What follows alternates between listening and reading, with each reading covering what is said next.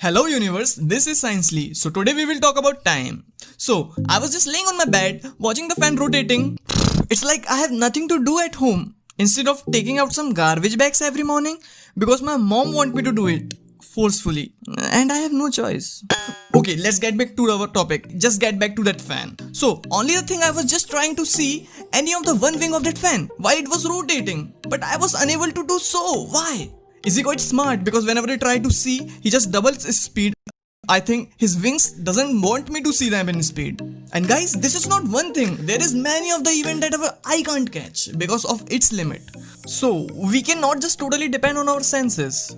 We have to believe in marvelous beauty of equation as they just reveal the truth beyond our senses. At present, time is one of the stuff from the boxes of some beyond human understanding things. And through some interesting theories like general relativity and some other, we get an idea about somehow existence of time, or it is just an illusion. So stay tuned, I'm sure you will be amazed.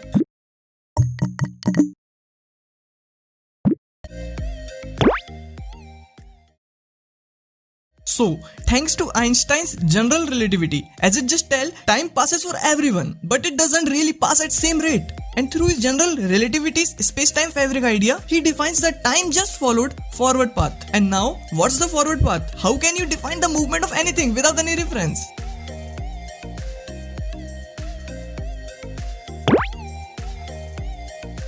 So, here the reference is the second law of thermodynamics. The object gains disorder as the time around passes by.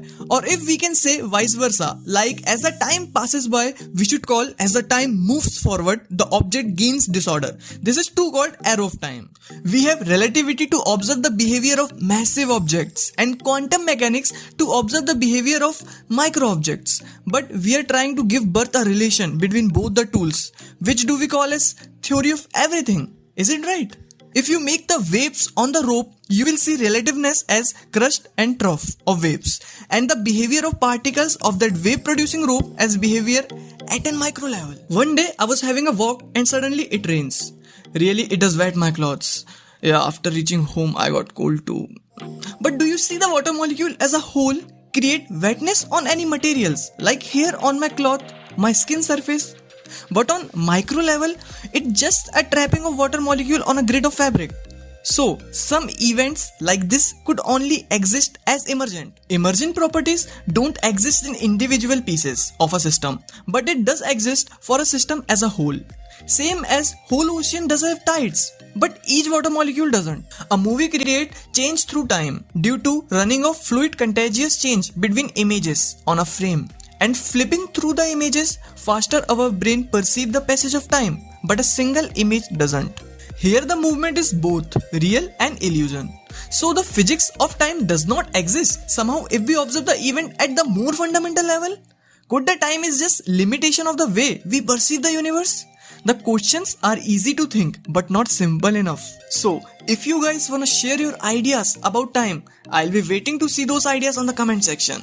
So if you like this video, make sure to hit the like button, and if you are new to this channel, so subscribe to this channel and just press that bell icon.